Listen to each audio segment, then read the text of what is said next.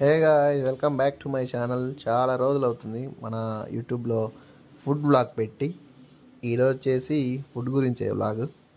ఇంకా నాకు బాగా ఆకలిస్తుంటే నేనైతే సంతోష్ డాబా నుంచి అయితే ఆర్డర్ పెట్టుకున్నా. ఒక వెజ్ బిర్యానీ ప్లస్ ఒక స్టార్టర్ అయితే ఆర్డర్ పెట్టుకున్నా.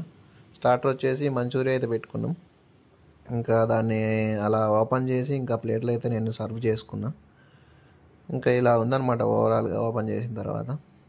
ఇంకా వాళ్ళు ఇచ్చిన కెచప్ని అయితే ప్లేట్లో వేసుకొని ఇంకా ఫస్ట్ బయట అయితే ట్రై చేసాం.